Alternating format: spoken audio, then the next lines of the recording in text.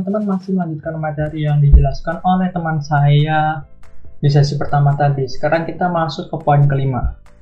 Poin kelima ya. Manajer senior tidak tahu selalu mampu atau mau mempengaruhi manajer anak perusahaan untuk bekerja sama dalam rasionalisasi rantai supply untuk satu produk. Masalah bagi manajer senior adalah bahwa negara manajer sering mengontrol rantai pasokan, sementara proposal dikonsultasikan dengan satu jalur. Manajer negara masih akan penting sebagai kontributor jalur produk lainnya, tetapi institusi dari proyek global dengan manajer yang ada dapat merusak kerjasama dan oleh karena itu membahayakan profit dari pekerjaan yang lain. Kemudian poin ke-6, jika manajer kantor pusat tahu persis apa yang mereka ingin manajer anak perusahaan lakukan, maka mudah untuk memperkerjakan orang lain atau memprogram keputusan. Masalah besar manajemen rantai pasokan global sama dengan peningkatan operasi. Tidak ada manajer yang tahu persis apa yang akan menjadi cara terbaik untuk mengelola rantai pasokan dalam beberapa tahun mendatang. Yang dibutuhkan adalah manajer yang waspada, mampu berinteraksi dengan manajer senior dan manajer tambahan, dan dapat berkontribusi untuk belajar dalam usaha tim yang beragam. Atau seperti yang dijelaskan oleh CIO Whirlpool David Whitworth. Perusahaan global tidak memberi nekat manajer yang bersembunyi ketika CEO datang. Mereka tidak perlu manajer secara aktif terlibat dalam berpikir tentang bagaimana membuat globalisasi bekerja lebih baik untuk perusahaan. Peluang dalam rantai pasokan global dengan potensi yang sangat tinggi untuk menciptakan nilai melalui globalisasi menimbulkan beberapa kesulitan kontrak dan implementasi terbesar. Bab ini membahas beberapa batasan dalam meningkatkan kinerja rantai pasokan global. Kesulitan seperti itu bahkan lebih besar dalam jaringan rantai pasokan internasional. Ketika kemungkinan yang kurang terstruktur muncul, misalnya, masalahnya mungkin bahkan lebih besar dalam R&D bersama dan dalam mengeksplorasi cara-cara berbeda di mana satu organisasi dapat membantu yang lain dalam suatu global, menyediakan jaringan publik. Banyak bisnis yang gagal dalam menyelesaikan proyek-proyek suci yang menjanjikan karena mereka mendorong batas-batas manajemen dalam rantai pasokan global. Namun demikian, beberapa bisnis memiliki kesuksesan yang mencolok. Chapter 5 mengulas pengalaman dari beberapa orang asing keberhasilan menurunkan hipotesis kerja Sonic, meskipun mengapa pendekatan manajemen parsial tampaknya efektif dalam keadaan tertentu di rantai pasokan global. Kemudian kita masuk ke dalam jurnal. Jurnal yang kami ambil itu berjudul Bagaimana Perusahaan Multinasional Menggunakan Teknologi Informasi untuk Mengelola Operasi Global.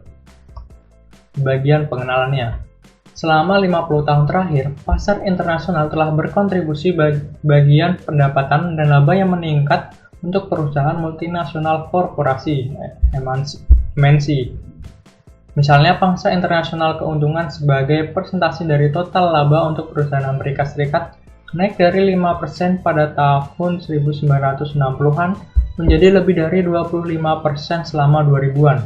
Perusahaan-perusahaan Amerika Serikat menemukan pengembalian yang lebih tinggi penjualan di pasar asing daripada di pasar domestik, dan kurang variabilitas pendapatan dibandingkan dengan operasi domestik.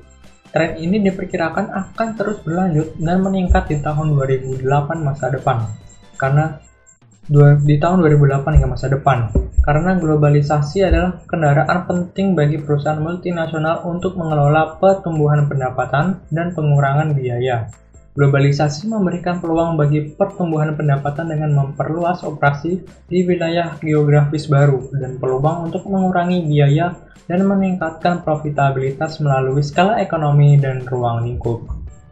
Tujuan dari artikel ini adalah untuk membangun kedalaman dan pemahaman berdiri untuk mekanisme melalui nama MNC menggunakan IT untuk memfasilitasi globalisasi. Dari perspektif penelitian, artikel ini lebih jelas menguraikan mekanisme teoritis konfigurasi rantai nilai, ordinasi rantai nilai, dan daya tangkap lokal itu telah diidentifikasikan dalam penelitian sebelumnya. Berdasarkan teori ini, mekanisme Tikal, artikel ini juga mengembangkan 3 prediksi proposisi yang akan memungkinkan para peneliti untuk memperpanjang studi mereka TI dan globalisasi. Dari perspektif praktik, kasus kami studi menunjukkan bahwa cara perusahaan global menggunakan IT untuk bervariasi berdasarkan jenis produk, jenis proses, dan tipe pelanggan. latar belakang dan kerangka teorinya. TI memungkinkan perusahaan untuk mengglobalisasikan operasi mereka dan mencapai pendapatan asing dan laba asing melalui 3 mekanisme: konfigurasi rantai nilai, koordinasi rantai nilai, dan daya tanggap lokal. Koordinasi rantai nilai mengacu pada koordinasi kegiatan rantai nilai yang serupa seperti pengadaan atau produksi di berbagai lokasi geografis yang berbeda dan melibatkan pengelolaan informasi untuk membuat keputusan terkait kegiatan dan pengelolaan pengetahuan dan sumber daya yang diperlukan untuk melakukan kegiatan. Sementara penelitian IT global awal menghasilkan wawasan yang bermanfaat dengan memetakan konfigurasi TI ke tipologi strategi tradisional, multi-domestik global, internasional, dan transnasional. Penelitian selanjutnya mencatat perlunya kemajuan di luar tipologi untuk setidaknya 3 alasan. Pertama, tipologi dengan jumlah opsi yang terbatas mungkin tidak dapat menjelaskan set lengkap pertimbangan yang digunakan perusahaan untuk mengatur anak perusahaan asing mereka dan operasi TI global. Kedua, TI telah meningkatkan kemampuan perusahaan untuk secara bersamaan mencapai tingkat efisiensi global dan responsivitas lokal, yang merupakan trade-off strategi tradisional. Karena semakin banyak perusahaan menggunakan IT untuk mengejar efisiensi global dan responsif lokal, strategi tradisional semakin menjadi kabur. Ketiga, tipologi strategi sulit untuk dioperasionalkan, dan mungkin ada perbedaan antara posisi aktual perusahaan dan aspirasinya. Oleh karena itu, untuk melengkapi penelitian sebelumnya dan menghasilkan wawasan lebih lanjut tentang IT global, kami mengategorikan perusahaan berdasarkan langkah-langkah yang lebih objektif dari penelitian sebelumnya, seperti apakah produk utama perusahaan tahan lama dibandingkan tidak dapat dipertahankan, dan apakah penggunaan akhir untuk produk utama perusahaan adalah industri pelanggan atau konsumen individu. Karena IT memperkuat banyak proses di seluruh perusahaan, kami melakukan analisis berdasarkan perbedaan antara proses front office dan proses back office. Di bawah ini kami akan memberikan latar belakang lebih lanjut tentang perbedaan antara jenis barang, pelanggan, dan proses. Yang pertama yaitu barang tahan lama dan barang non-durable. Perusahaan dapat diklasifikasikan berdasarkan sifat produk dan layanan mereka. Misalnya, perusahaan manufaktur dapat diklasifikasikan berdasarkan apakah mereka membuat barang yang tahan lama atau barang yang non-durable. Bertahan lama untuk periode waktu lebih lama dan barang tidak tahan lama bertahan untuk periode yang lebih terbatas, dan stabilitas harga untuk barang tahan lama lebih besar daripada stabilitas harga untuk barang yang tidak tahan lama. Sifat barang mempengaruhi proses di seluruh perusahaan. Perusahaan yang memproduksi barang tahan lama harus mengalokasikan lebih banyak sumber daya untuk R&D dan menekankan efisiensi produksi dan kualitas produk.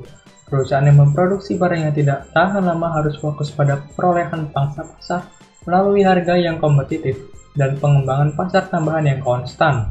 Seperti yang akan kita bahas di bawah ini, penggunaan dan dampak TI dapat berbeda berdasarkan sifat produk dan layanan yang dihasilkan oleh perusahaan.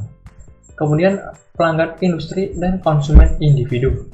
Perusahaan juga dapat diklasifikasikan berdasarkan apakah penggunaan akhir produk mereka adalah pelanggan industri atau konsumen individu. Pasar untuk pelanggan industri lebih terkonsentrasi daripada pasar untuk konsumen individu. Pelanggan industri memiliki volume transaksi yang lebih besar per pelanggan, sedangkan konsumen individu memiliki transaksi intermittent dengan nilai dolar yang lebih rendah per transaksi. Sementara produk industri lebih terstandarisasi karena spesifikasi teknis tidak bervariasi di berbagai negara. Produk konsumen kurang terstandarisasi karena preferensi konsumen lebih istimewa bagi budaya dan selera lokal. Hubungan perusahaan dengan pelanggan industri lebih lazim, kompleks, seimbang, dan berlangsung lama daripada hubungan dengan konsumen individu. Kemudian ada proses front office dan back office. Operasi perusahaan dapat dipandang sebagai dua set proses bisnis, proses front office dan proses back office.